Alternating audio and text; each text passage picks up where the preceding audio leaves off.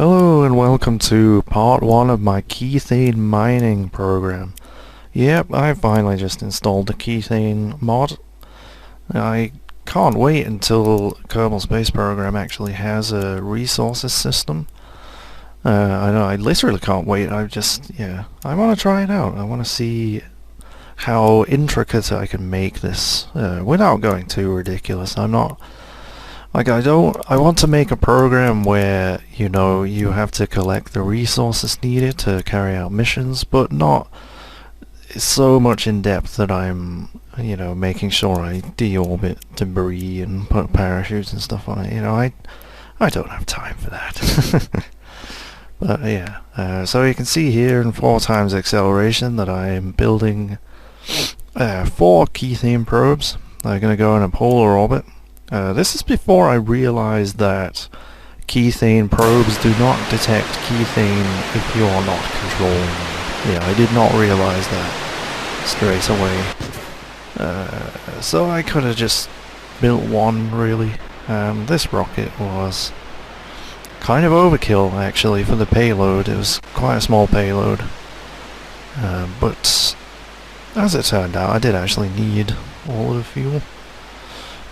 Yeah, because the idea was I put one on a polar orbit on this 90-degree inclination. You can see there I'm going slightly west of the north marker. That's just to counteract the rotation of the planet. You see the prograde marker just kind of jumped onto the north thing once it switched to orbital.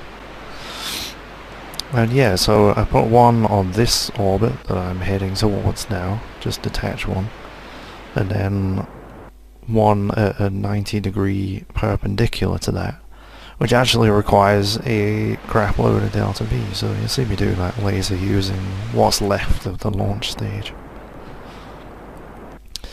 And yeah, so just a standard polar orbit. There's the lovely ice cap.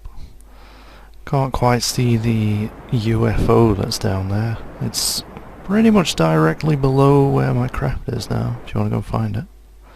Spoilers alert, but yeah. I mean, if you haven't seen all the Easter eggs yet, then kudos to you. I don't know how you avoided it. But yeah, they just have the solar panels on and an ant engine, which I did not... Yeah, I forgot to extend the solar panels. You didn't see me reloading there because it just ran out of electricity. So yeah, I reloaded and extended like half the solar panels on all of them. There's the first one in its polar orbit. Oh no, I think I left that till last, and yeah, just changing the inclination on some of these to get lots of angles for coverage. Polar orbits are always the best if you're going to be detecting stuff, because it will, especially if it's on an angular inclination, like sort of 30 degrees off polar or something, because it'll just cover a lot of land as the planet rotates. An equatorial orbit is just going to cover the equator, basically, which wouldn't have been such a big deal, as you'll probably see in a bit. Yeah. So I really wish I'd known that you could only detect Kethane if you were controlling it, because it looks cool having all these satellites in orbit at least, but yeah, it was totally unnecessary. Just lots of, it took a while for each of these. On the ant engine, it's only a small probe, but the ant engine, yeah, you can see, what does that say? About 5 minutes thrust each, so yeah, for 4 of them, it took a good half an hour, 45 minutes. To put pointless probes into orbit. Oh well, if you were doing it in real life, I think this is how you would do it. I mean, there are satellite networks in orbit. They don't just have one on at one time. If you wanted to cover the whole planet in Kethane detectors, if Kethane was a real thing. I don't know, it's displayed as KH4, which would be potassium with 4 hydrogens, which doesn't really work. That's not really a compound that you could make. But, you know, it's just K for Kerbals, right? So yeah, you see the one there? I was just testing that probe to see if I could get it at a perpendicular polar orbit. And actually it didn't have enough delta V, so I just left that one where it was and went back to the other one that still had the last bit of the launch section on it, which basically had a full tank of fuel on it. And I did have enough delta V to do that. And yeah, don't set up maneuvers around the pole, because your nav ball just spins around when you pass over the pole, as you would expect, because it's, you know, it's orienting itself to the planetary body, and then suddenly you've got a pole under you and it all switches around, and yeah, it's very confusing. So this is the last probe. I think somewhere around here I realized that they're not actually detecting anything. Yeah, and I mean, not even having MechJev on it with the autopilot that it has. And yeah, I accidentally just skimmed through the atmosphere there. So I was just putting one of the solar panels in. They can survive with one solar panel. But yeah, not without any. So just accidental bit of error braking there, which was okay actually, because I managed to push the orbit out to beyond the detection range of the Kethane detector, which is not good. So yeah, they're all about 230 kilometers up. 230 kilometers. And yeah, you can see you're just blinking away. It is extremely tedious to do this. So yeah, there's a deposit there on the land. Huge deposit under the sea, which is obviously no use. I mean, maybe if I installed the submersible mod, that might be cool. But no. That's just a lot of hassle. And yeah, I found a deposit. It was just on the continent to the east of the Space Center. And there's a nice flat peninsula just to the west of the mountains there. And yeah, that was exactly what I was looking for. Pretty much bang on the equator. I think, well, it's a huge deposit, but yeah, the flattest area, the best area to land on and drive rovers around on and stuff was just a couple of degrees south of the equator, but otherwise just absolutely perfect. You know, you can just go up on a ballistic arc across the ocean and land right on top of the Kethane. So here I am building my mine. It's just one of the big Kethane tanks, which are empty. It's the biggest one, I think. And yeah, just strap in 4 drills to the side. I could have used one of the heavy duty drills and just stuck it in the middle somewhere, I guess, but I just, you know, because one of the heavy duty drills is basically 4 times one of those normal drills, but I just thought it looked better having 4 drills on the side. And yeah, docking ports on the side, that is so that I can dock empty fuel tanks to it. And I'm actually going to modify the big orange tanks files.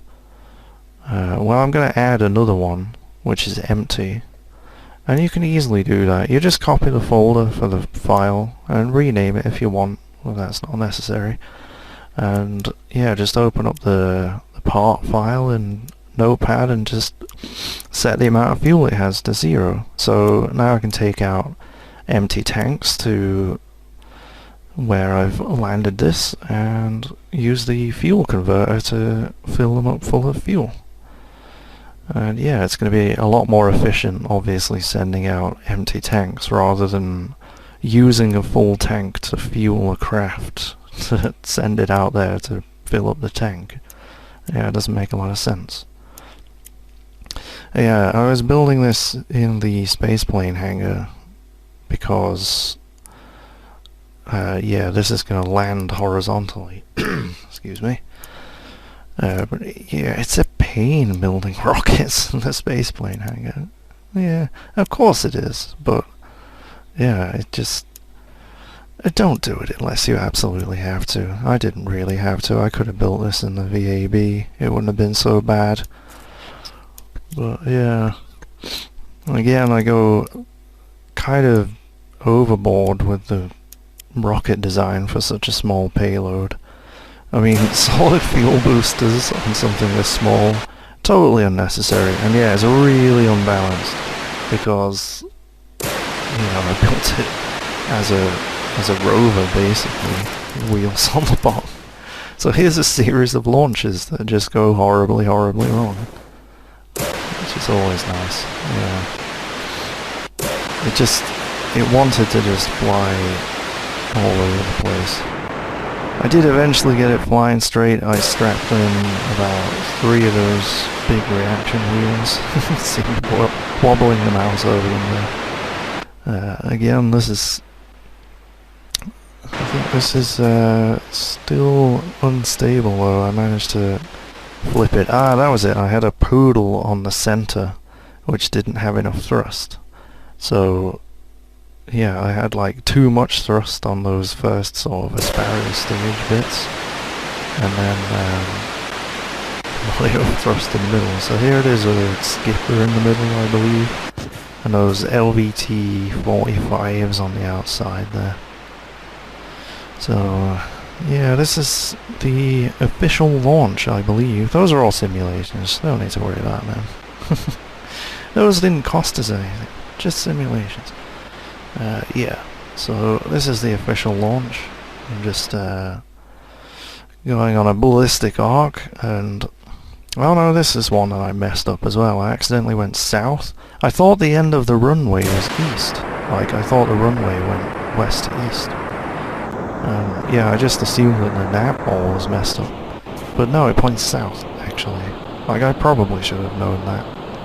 Really. But never mind. So yeah, this is definitely the official launch now. So yeah, just going on a ballistic arc to the east, popping up out of the atmosphere. And how many failed launches did I have? I keep thinking, yeah, this is the time now.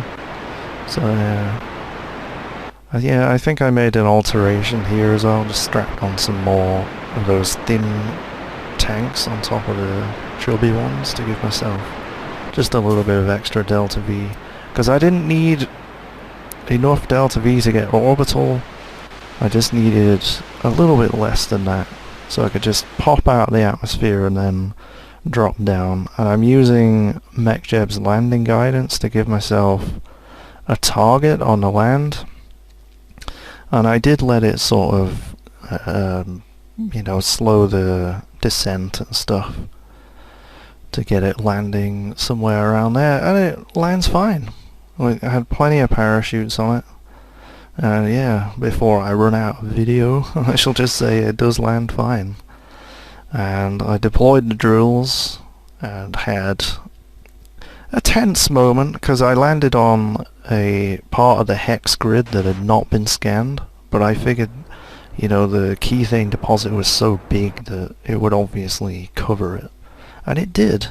It was there, and it started filling up the tank. It's a great relief that there was actually fuel there. So in the next parts, I'll be building tankers to send out there so I can actually collect the fuel, and hopefully devise some kind of craft that can bring those tanks back again as well. Maybe some kind of VTOL, I don't know. But until then, thank you very much for watching, and I'll see you later.